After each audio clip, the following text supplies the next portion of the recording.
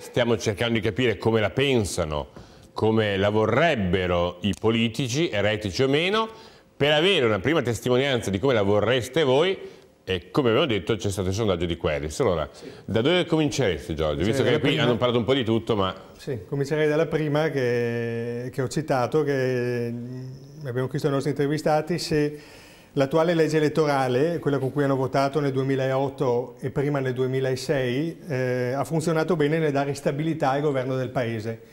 Ecco, già questa è indicativa del fatto che si ritiene che non sia così, perché noi sappiamo che appunto nel 2006 è durato 2 anni il governo Prodi, questo al secondo anno comincia ad avere difficoltà a mantenersi coeso, e quindi abbiamo un 40% di persone che rispondono di sì, che è un sistema che dà stabilità, e un 60% buono che risponde di no.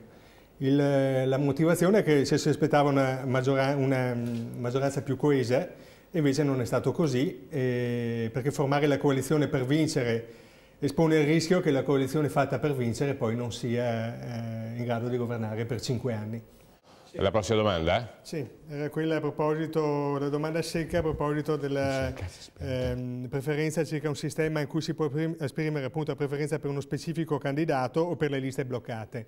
È la successiva, la numero 2, e qui è evidente il favore a favore delle preferenze appunto rispetto alle liste bloccate. È enorme, il motivo è che si ritiene che l'attuale legge elettorale limiti la scelta dell'elettore e ci si senta, diciamo, in un certo senso defraudati di qualcosa, cioè viene imposto un candidato che non viene sentito proprio. Ricordiamo il sondaggio di Queris che vogliamo un attimo riepilogare, Giorgio. Sì. Allora, diciamo, all'inizio abbiamo chiesto ai nostri intervistati se ritengono che l'attuale legge elettorale abbia funzionato bene nel dare stabilità al governo. Era la slide numero 1, abbiamo visto che sostanzialmente non si ritiene che questo sistema elettorale... Un dato di fatto. Sì, che è partito nel 2006, quindi ha fatto 2 anni di governo ultimo Prodi, questo di Berlusconi, non consenta di garantire 5 anni di legislazione, e ne abbiamo parlato. Poi abbiamo chiesto se a questo punto preferiscono le liste bloccate oppure le preferenze per i singoli candidati, e anche in questo caso è evidente che c'è una grandissima favore a proposito delle preferenze. E infine l'ultima domanda che proponiamo adesso è se credono opportuno cambiare il sistema elettorale prima delle prossime elezioni politiche nazionali, che siano quando siano, se è il caso di cambiarle. Che siano quando siano.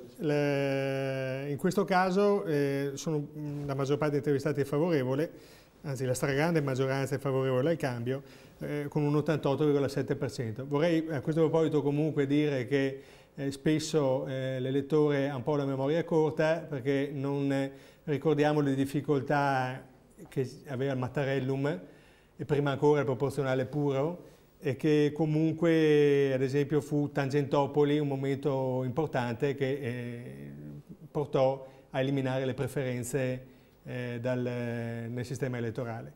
Quindi, detto questo, questo sostanzialmente è un'intenzione di protesta rispetto al sistema attuale, che comunque non pare che garantisca quello per cui era nato.